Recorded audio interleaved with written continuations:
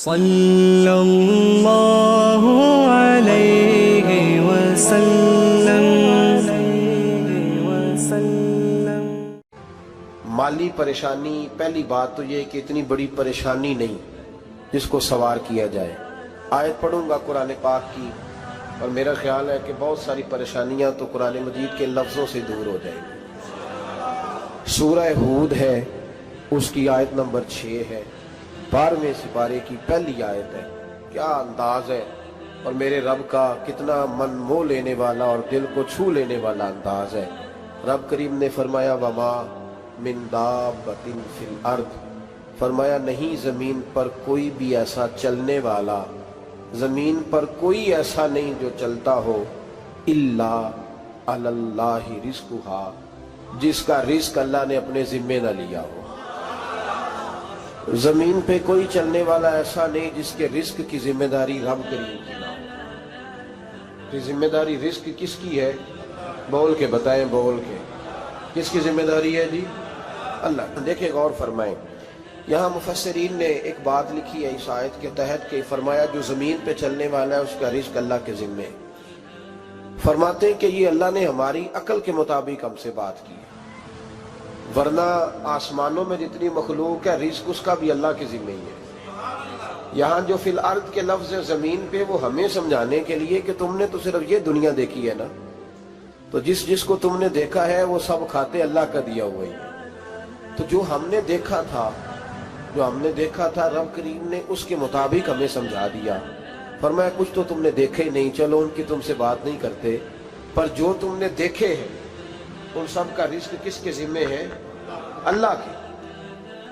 میرے رسول کریم سید عالم صلی اللہ تعالی علیہ وسلم قرآن مجید کی جب ترجمانی کرتے، وضاحت کرتے، تو محبوب پاک صلی اللہ علیہ وسلم بھی کوئی اشکال رہنے نہیں دیتے تھے، کوئی اشکال نہیں رہنے دیتے تھے۔ میرے محبوب کریم علیہ الصلوۃ والسلام نے فرمایا اللہ پہ بھروسہ رکھ کے سویرے نکل جانا رزق کی تلاش میں۔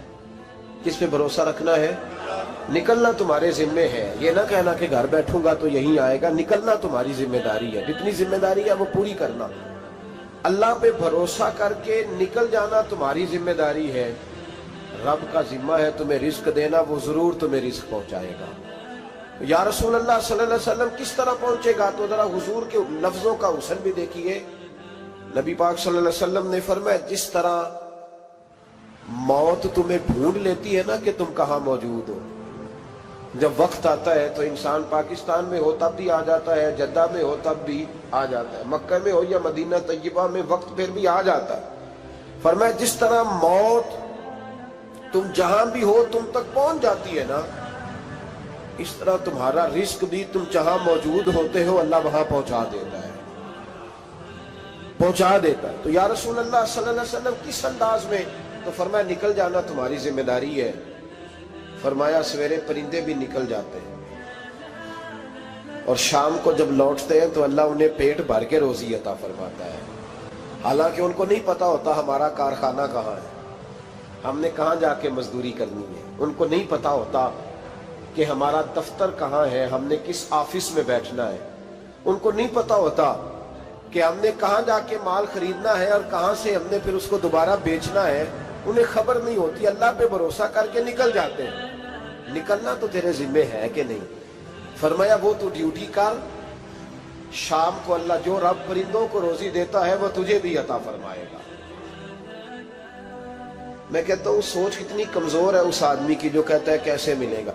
کتنی کمزور سوچ ہے جو رب بیل کو روزی دیتا ہے، بکری کو روزی دیتا ہے۔ اس زمین، اس دھرتی پہ اگر بسنے والا اونٹ بھوکا نہیں سوتا، چلیں یہ تو پالتو جانور ہوتے ہیں، اس دھرتی پر بسنے والی اگر بلی اور کتا روٹی کھا کے سوتے ہیں تو اشرف المخلوقات ہے۔ تو نے اپنے ذہن میں کیا ٹینشن پال لیا ہے کہ نہیں آئے گا تو مر جاؤں گا، کیا بنے گا، کس طرح ہوگا؟ تو کیوں اتنا پریشان ہو گیا؟ بھائی مالی پریشانی سب سے زیادہ اس بندے نے اوڑھ لی ہے جس کی توکل کی بات کمزور ہو گئی ہے۔ تو سیدھی توجہ اپنے رب کریم کی جانب رکھ، سیدھی توجہ اللہ کی جانب کر۔ رب فرماتا ہے ذمہ تیرا نہیں، ذمہ میرا۔ لیکن تنخواہ ایک آتی ہے گھر میں، جب ایک بچہ ہوتا ہے تو تب بھی کام چلتا ہے، جب اللہ 2 بچے دے دے پھر بھی اس تنخواہ سے کام چلتا ہے جب 3 ہو جائیں، پھر بھی چلتا ہے جب 4 ہو جائیں. نہیں آپ نہ بھی بولیں تو بات تو صحیح ہے، بہرحال کام پھر بھی چلے. اسی تنخواہ میں سے جب بندہ بڑے بیٹے کی شادی کر کے بہو بیاہ کے لے آئے تو پھر بھی کام چلتا ہے. اور جب اس بیٹے کو اللہ بچے عطا کر دے تو اسی گھر میں، اسی آنگن میں، اسی چھت کے نیچے کام چلتا ہے. تو پھر تو مان جانا کہ چلانے والا تو نہیں، چلانے والا کوئی اور ہے. پھر تو مان جا کے چلانے والا کوئی تو اس وقت جب تنخواہ تیری لگی تھی تو کہتا تھا ابا ابھی میری شادی نہ کر، میں بیوی کو کیسے کھلاؤں گا. تو وہی شخص ہے جس کی چھت کے نیچے پھر 1.5 درجن پوتے بھی پل رہے اور گزارا ان کا بھی ہو رہا ہے. تو رزق کا ذمہ کس کا ہے؟ اللہ کا، اللہ کا ذمہ. اب ہمیں پتہ ہے پہلی بات تو پریشانی اس لیے اتار دینی چاہیے کہ ذمہ ہمارا ہے ہی نہیں. اب دوسری بات یہ کہ ذمہ داری کس کی ہے؟ اللہ حکیم بھی ہے اور علیم بھی ہے. حکیم بھی ہے اور جانتا بھی ہے اور اسے پتہ بھی ہے کہ دینا کس طرح ہے. اب ہم پتہ کیا کہتے ہیں؟ کہتے ہیں وہ جو بندہ پجاروں میں بیٹھا ہے وہاں اسے نہیں بیٹھنا چاہیے تھا، اور میرا حق تھا. تجھے زیادہ پتہ ہے کہ اللہ کو؟ بول کے بتانا کس کو پتہ زیادہ ہے؟ کیوں جی؟ تو آپ اصل ٹینشن پتہ کب لگتی ہے؟ جب بندے کہتے ہیں نہیں وہ پجاروں میری تھی، میرا حق تھا. وہ جب گزرتی ہے نا پاس سے مہران کے تو مہران والا ٹینشن بڑی لیتا ہے. حالانکہ اللہ کو زیادہ پتہ ہے کہ وہ حق. ایک بات اپنے ذہن میں یاد رکھ لیں، رٹ لیں کہ جو میرے لیے بہتر تھا میرے رب نے مجھے دے دیا. اور بات ختم ہو گئی. بس وصل اچھا ہے نہ فراق اچھا ہے، یار جس حال میں رکھے وہی حال اچھا ہے. بس جو میرے حق میں بہتر تھا میرے رب نے مجھے. مسئلہ یہ ہے کہ تو اس پہ راضی ہونے کو تیار نہیں. حضرت علی کرم اللہ تعالیٰ وجہ الکریم نے میرے نبی پاک کی ایک حدیث بیان کی ہے، اور جناب علی جب یہ حدیث بیان کیا کرتے تھے تو حضرت مجاہد فرماتے ہیں یوں لگتا تھا کہ جیسے حضرت علی ہمیں ہر پریشانی سے نکال رہے ہیں. مولا علی شیر خدا رضی اللہ تعالیٰ عنہ فرماتے ہیں کہ مجھے میرے نبی پاک صلی اللہ علیہ وسلم نے ایک طریقہ دیا تھا ٹینشن فری ہونے کا. آپ فرماتے ہیں مجھے تو بڑا راس آیا ہے، تم بھی اگر کر لو گے تو تمہیں بھی فائدہ دے گا. کہا وہ کیا؟ حضرت علی کہنے لگے محبوب علیہ السلام نے فرمایا تھا لوگوں تم اللہ کے دیے ہوئے تھوڑے رزق پہ راضی ہو جاؤ، وہ تمہاری تھوڑی عبادت سے تم سے راضی ہو جایا کرے گا. بس تم 2 نفل بھی پڑھو گے تو اللہ راضی ہو جائے گا. تم 1 رکوع بھی سویرے اٹھ کے پڑھو گے تو وہ راضی ہو جائے گا. وہ تمہارے 313 درود شریف سے راضی ہو جائے گا. تم اس کے دیے ہوئے تھوڑے رزق سے راضی ہو جاؤ. ٹینشن اس لیے ہوتی ہے کہ ہم راضی نہیں جو اس نے ہمیں دیا ہے. وہ حل میں مزید کی جو دوڑ ہے نا، حل میں مزید کی، بے قدرہ کچھ قدر نہ جاتی، کیتی خوب تسلی ہو، دنیا دار پجاری زردے، کتیاں دے گل ٹلی ہو، بک بک روشن اکھیاں تکیو ویک حویلی کلی ہو، تے کوچ نصیر اساں جد کیتی پہ جانی تھر تھلی ہو. تو یاد رکھیں یہ جو ہے نا مصیبت کے مال آ کیوں نہیں رہا، وہ سامنے والا پلاٹ میرے گھر کے سامنے ہے گھر کے سامنے، پر رجسٹری میرے نام کیوں نہیں؟ یہ مصیبت سانس نہیں لینے دیتی.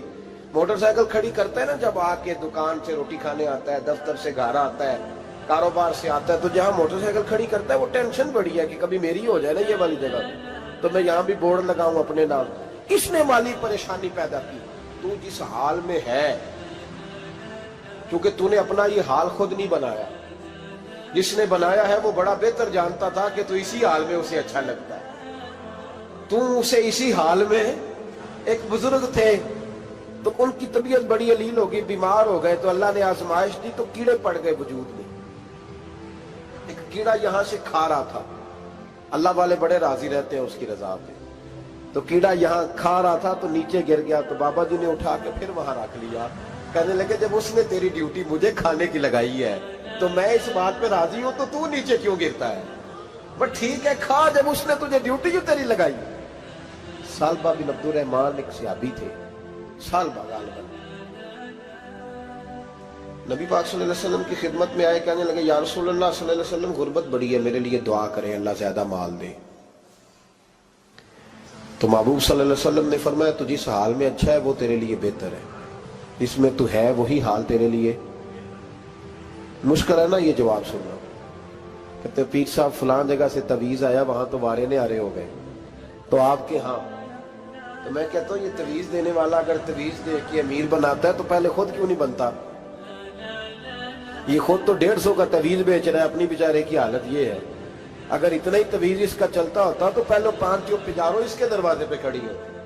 عجیب چکر ہے اور عجیب جگہ لوگ الجھ گئے, سمجھتے ہی نہیں بات کو.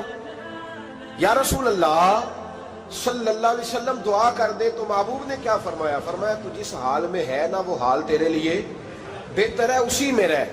کہ نہیں حضور دعا کرے. فرمایا سال بعد تو باز آ جا. حضور دعا کرے. فرمایا تو باز آ جا. 2-3 دفعہ کا ضد کی. محبوب نے فرمایا جا پھر اللہ تجھے زیادہ پیسے دے گا. چند بکریاں خریدی, اتنی برکت ہوئی کہ بکریوں کے ریوڑ بن گئے. پھر کچھ بکریاں بیچ کے گائے خرید لی, ان کے بھی ریوڑ ہو. پھر کچھ اونٹنیاں لے لی, ریوڑ ہی ریوڑ. پہلے 5 وقت مسجد میں آتے تھے, اب فجر اور عشاء رہ گئی. پھر مال زیادہ ہوا تو مدینے شہر میں کوئی جگہ ہی نہیں, مدینے سے باہر حویلی خریدی, پھر جمعہ ہی رہ گیا. جمعے کے جمعے آتے.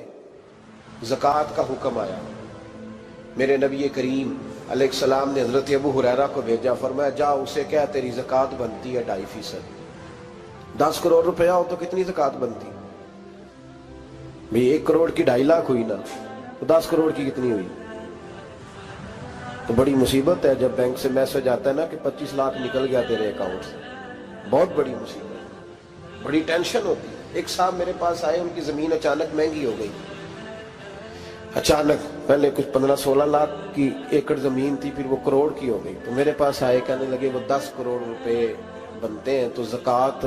تو میں نے کہا آپ نے کیا کیا؟ زری زمین پہ عشر آتا ہے, اس پہ زکوٰۃ نہیں آتی, تو آپ نے کیا کیا؟ کہنے لگے وہ کچھ سوسائٹی کے رول کے مطابق میں نے فائلیں وغیرہ لے لی ہیں, اب میں نا کبھی موقع آئے گا تو ان کو بیچوں گا. تو میں نے کہا اب تو آپ کا یہ مال ہو گیا بزنس کا, تو اب تو اس پہ زکوٰۃ آئے گی. 10 کروڑ پہ جب 25 لاکھ سنا تو کہنے لگے فوراً دینی پڑتی ہے کہ تھوڑی تھوڑی سے بھی کام چل جاتا ہے. تو میں ان کا چہرہ دیکھنے لگا. میں نے کہا نہیں وہ تو آپ کو پتہ ہے. ویسے حضرت عمر فرمایا کرتے تھے بانٹ کے نہ دو, کوشش کرو کسی ایک کوئی دو, چلو کسی کا تو کچھ بن جائے. تو ایک کوئی دینی چاہیے. کہنے لگے تو مطلب یہ ایسا ہی حکم ہے؟ میں نے کہا آپ کسی اور سے تحقیق کر لیں. اب یہ بھائی لیتے وقت نہیں تجھے ٹینشن ہوئی کہ 15 لاکھ کا کروڑ ہو گیا, تو اس وقت کبھی تو نے کہا کہ یا اللہ, تو یہ کیسی سوچ ہے مسلمان؟ کس طرح کا اس کا؟ ہمارے ہاں جب کسی آدمی پہ حالات خراب ہوتے ہیں نا, تو سب سے پہلے وہ اس طرح کرتا ہے کہ جو میں کہیں اللہ کے رستے میں دیتا ہوں پہلے اسے بند کرو. جس رستے تجھے آ رہا تھا پہلے تو نے وہ رستہ بلاک کیا. حضرت اسماء بنت ابی بکر صدیق کہتی ہیں میں حضور کو مسجد کے لیے, ادارے کے لیے, صحابہ صفحہ کے لیے کچھ دے رہی تھی, تو میں نے گننا شروع کیا تو حضور مسکرانے لگے. حضور مسکراتے کیوں ہیں؟ تو فرمانے لگی, محبوب فرمانے لگے اسماء اللہ کے رستے میں گن گن کے نہ دیا کر, ورنہ وہ بھی تجھے گن گن کے دے گا. تو اس کے رستے میں بے حساب دے, وہ بھی تجھے بے حساب ہی عطا فرمائے. لیکن پہلے یہ والا پہلے دروازہ بند کرو, یہاں سے پیسے ختم ہو رہے ہیں. تو اس طرح کرنا بھائی. اس دفعہ سوٹ ذرا گرمیوں والے نہ خرید, لیکن جو تو اللہ کے رستے میں دے رہا ہے اسے دیتا رہے. لیکن ہم اپنا نقصان کرتے ہیں, زیادتی کرتے ہیں اپنے ساتھ. میں نے آپ کو پہلے بھی بتایا تھا پیار کی بولی ہے, پھر بولتا ہوں. ایک بڑے بڑے پیار والے دوست ہیں, ایک دفعہ مجھے کہنے لگے کہ آپ کئی دفعہ اعلان کرتے ہیں تو مجھے اچھا نہیں لگتا, اور آپ ادارہ بھی بہت زیادہ بننے والا ہے, بڑی چیزیں میں دیکھتا ہوں جو ہوں تو بڑا نظام اچھا ہو جائے, آپ دعا کریں اللہ مجھے پیسے دے تو میں بڑے سارے خرچ کروں گا اس کے رستے. تو میں نے کہا یا اللہ اسے 10 کروڑ دے, یہ 9.5 کروڑ تیرے رستے میں دے دے گا. تو چپ کر گیا, جس طرح آپ نہیں کر گئے سارے, چپ کر گیا وہ بھی. اس نے کہا جی نہیں جی انشاءاللہ کریں گے. تو میں کیا پلیا جی دے دعا پہ ہوں دیا, ابھی تو وہ آئیں گے تو تب دیکھی جائے گی. تو یہیں اڑ گیا ہے. یعنی 9.5 کروڑ اللہ کے رستے میں خرچ کرنے کی دعا پہ بھی آمین کوئی نہیں کہتا کہ چلو آمین ہی کہہ دیں. تو میں کہا تینوں تے 50 لاکھ بچتا سی پیا, لیکن تو اس سودے پہ تیار ہے. جب یہ سوچ ہوتی ہے, یہ غلط سوچ ہے. یہ بات تو اگر تے مسکرانے والی, لیکن یہ سوچ صحیح نہیں. حضرت عثمان غنی رضی اللہ تعالیٰ عنہ کہتے ہیں جس وقت نبی پاک صلی اللہ علیہ وسلم نے اعلان کیا نا جنگ کے موقع پر کہ 800 سپاہیوں کا خرچہ چاہیے, کہتے ہیں میرے پاس 600 کا تھا. یہاں ایک روایت میں حضور نے 1000 کا اعلان کیا تو میرے پاس 800 کا تھا. جب 2-3 دفعہ نبی پاک نے اعلان کیا تو کہتے ہیں میں نے کھڑے ہو کے کہا یا رسول اللہ پورا 800 میری طرف سے.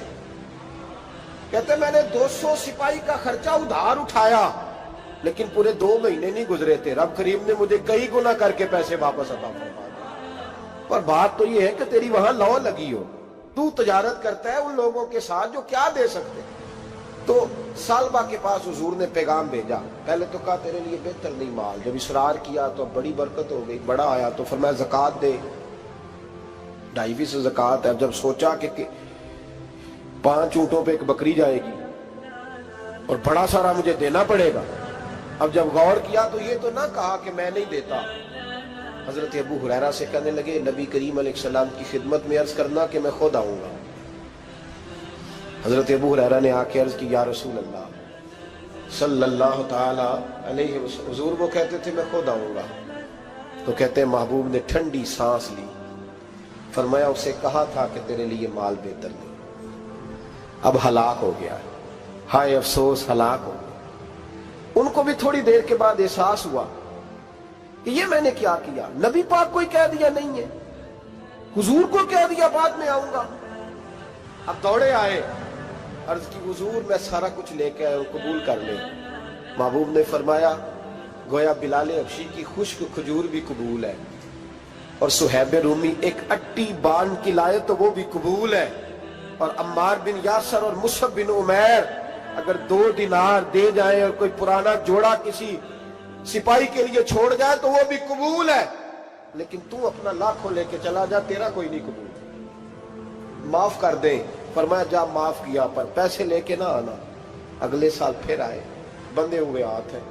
محبوبہ میں دولت کا کیا کروں گا, آگ لگا لیے, قبول کر لیں. فرمایا تو لے جا, تیرا نہیں قبول. گرا جو ان کی نگاہ سے وہ سنبھل نہیں سکتا. حضور نے وصال ظاہری کیا تو جناب صدیق اکبر کے پاس آئے, لاکھوں کا مال, ابو بکر قبول کر لو. تو جناب صدیق اکبر کہنے لگے اس کا کر لو جس کا نبی نے نہیں کیا, چل جا کوئی نہیں چاہیے. حضرت عمر کے زمانے میں قحط پڑ گیا, بارشیں نہیں ہوتی, غلہ نہیں ملتا, حالات خراب ہے, مالی طور پہ بحران آ گیا, غربتیں, مجبوریاں, تکلیفیں. آ کے روئے, عمر میرا قبول کر لو, مجھے معافی تو مل گئی تھی نا. فرمایا معافی اپنی جگہ پہ, پر جس کا مصطفیٰ نے قبول نہیں کیا. بہت سارے لوگوں کو پتہ ہی نہیں کہ ان کا قبول ہی نہیں ہوا, اور وہ الجھے ہوئے, انہیں خبر ہی نہیں کہ اصل بات کیا ہے. فرمایا جس کا مصطفیٰ کریم نے قبول نہیں کیا, اب ہیرے اور جواہرات بھی لے کے آئے تو بھوکے مریں گے, پر اس کا قبول, اس بات پہ راضی رہو. اس حال میں اللہ نے رکھا ہوا, اس حال میں راضی رہو. جو مصیبت ہے نا دیکھنی کہ وہ بھی میرے پاس, تمہیں کیا پتا, کبھی پوچھ تو صحیح اس سے وہ کس مصیبت کا شکار ہے جو مالی طور پہ بڑا امیر ہے. تو اس کی طرف دیکھ کے اپنا دل برا کرتا ہے. بس جس حال میں رب نے رکھا ہے اس حال میں رہ. حضرت عثمان غنی کے زمانے میں تو وہ وصال کر گئے, لیکن بھائی تو جس حال میں تیرا رب تجھے رکھتا ہے اس حال میں رہ, تیری مالی پریشانیاں ختم ہو جائیں. میں نے پہلے بھی شاید آپ کو ایک دفعہ کہا تھا, میں تعلیم سے فارغ ہوا تو میرے ایک استاد اور میرے کچھ دوست کہنے لگے افریقہ آ جائیں آپ, بھائی بہت بڑا ادارہ ہے, اس کو چلائیں, اس کو سنبھالیں. میری والدہ سے میں نے کہا, اس طبیعت ہوتی ہے نا انسان کی, میرا بھی دل لگ گیا. میری اماں پڑھی نہیں تھی لیکن اللہ نے دانائی بڑی عطا فرمائی تھی, حکمت بڑی تھی, سیانی بڑی تھی. تو میں نے کہا اماں جی تو مجھے ساؤتھ افریقہ کی دعوت ہو رہی ہے, تو آپ کیا کہتی ہیں. اٹھ کے میرے پاس آ گئی اور مجھے انہوں نے اپنے بازوؤں میں لے لیا, پھر میرا ماتھا چوما, کہنے لگی پتر میں تے وال بھی نہ پوٹ کے دیوا کسی نے, ہم نے دولت کا کیا کرنا, تو اللہ کا نام لے کے کہیں بیٹھ جا, رب کریم رون کے لگا دے گا, خیر ہو جائے. تو میرے بھائی یاد رکھیں ان چیزوں سے تھوڑا سا دیکھیں نا, قناعت کریں, جو اللہ نے دیا اس پہ راضی ہو جائیں. اللہ بڑا مہربان ہے, وہ آسانیاں کر دیا کرتا ہے. تو یاد رکھیں میرے رسول کریم علیہ السلام نے ایک تو ہمیں درس یہ دیا ہے کہ تو سمجھ جا, قرآن نے ہمیں بتایا ہے کہ روزی تیری ذمہ داری نہیں, روزی کس کی ذمہ داری ہے, اللہ کی. اور دوسری بات یہ کہ جو اللہ نے تمہیں دیا ہے اس پہ تو راضی ہو جا, تیری مالی پریشانیاں ختم ہو جائیں. اور پھر حضور صلی اللہ علیہ وسلم نے فرمایا مذہبی طور پر جب دیکھو تو آگے دیکھو, اور دنیاوی طور پر جب دیکھو تو پیچھے دیکھو, پریشانی ختم ہوگی. مذہبی طور پر جب دیکھو, جو 5 نمازیں پڑھتا ہے وہ تہجد پڑھنے والے کو دیکھے, اور جو تہجد پڑھتا ہے وہ اشراق چاشت پڑھنے والے کو دیکھے. اور جو بندہ اشراق اور چاش پڑھتا ہے پھر اس کو دیکھے جو سارا دن مصطفیٰ پہ درود پڑھتا ہے. اوپر دیکھے کہ میں نے اور نیک ہونا ہے اور نیک. اور جب مالی معاملہ ہے تو پھر نیچے دیکھ. اگر تو بیٹھا نا پجاروں پہ تو پھر ٹوڈی والے پہ نظر کر اس کا کیا حال ہے. اور اگر تو وہاں بیٹھا ہے تو دیکھ مہران والا بھی تو گاڑی چلا ہی رہا ہے. اور اگر تو وہاں ہے تو موٹر سائیکل والا دیکھ. اور تو وہاں ہے تو پھر سائیکل والے پہ نظر. اور اگر تو سائیکل والا ہے تو پیدل والے کو دیکھ. اگر تو کرائے کے مکان میں رہتا ہے تو پھر جھونپڑی والے کو دیکھ. اور اگر تو جھونپڑی میں رہتا ہے تو پھر بھی پریشان نہ ہونا. کچھ ایسے بھی ہیں جنہیں جھونپڑی بھی نصیب نہیں, جو سڑک پہ لیٹے ہوئے. اور اگر تو تندرست ہے نا تو کبھی جا کے اسپتال میں دیکھ حال کیا ہے, لوگ کس حال میں. تو ہم شکر نہیں ادا کرتے. اس کا نقصان کیا ہوتا ہے, نعمتیں چلی جاتی ہیں. اللہ فرماتے ہیں لئن شکرتم لازیدنکم, تو شکر ادا کر میں نعمتوں میں اضافہ کر دوں. تو بھائی مالی پریشانی کا تیسرا سبب یہ ہے کہ ہم دیکھتے ہیں مالی طور پر اوپر, تو پھر ہمیں طبیعت بگڑتی ہے. اور پھر مالی پریشانیوں کے کچھ اور اسباب بھی ہیں. امام شافعی فرماتے ہیں جن گھروں میں لوگ فجر کی نماز کے وقت سوئے ہوتے ہیں ان گھروں میں رزق نہیں آتا. آپ فرماتے ہیں فجر کا وقت اللہ کے دینے کا وقت ہے, اس وقت اللہ بانٹتا ہے. حضور صلی اللہ علیہ وسلم کا فرمان ہے نا حدیث میں کہ تہجد کے وقت اللہ پہلے آسمان پہ نزول جلال فرماتا ہے جو اس کی شان کے لائق ہے تہجد کے وقت, اور وہ کہتا ہے مانگو میں تمہیں عطا کروں گا. لینے کی باری آئے تو بندہ سمیٹ سماٹ کے اندر گھس جائے. ہمارے ہاں یہ ہوتا ہے کہ عشاء کے بعد بچے بیٹھتے ہیں موبائل لے کے, تہجد کا وقت آتا ہے تو ان کی آنکھیں بند ہونی شروع ہوتی. تو لینے کے وقت تو سویا تھا, ذرا مسئلہ کیسے حل ہوگا بھائی؟ جب کوئی آدمی خیرات بانٹ رہا ہو تو جو پیالہ پیچھے کر لے اسے ملے گا. کہتے اس وقت آنا جب میں بانٹ رہا تھا, اب تو کدھر آ گیا ہے. مثال دے رہا ہوں. تو فجر کا وقت مانگنے کا ہے, تو ساری رات تو گزر گئی گیمیں کھیلتے, ٹی وی دیکھتے, اور جو لینے کا وقت تھا تو سو گیا, تو کیسے آئے گا تیرے پاس؟ تو اٹھے سویرے, بندوں سے مانگ کے دیکھ لیا, بڑی عزتیں خراب ہوئی. فجر کا وقت اٹھ کے جھولی پھیلائے.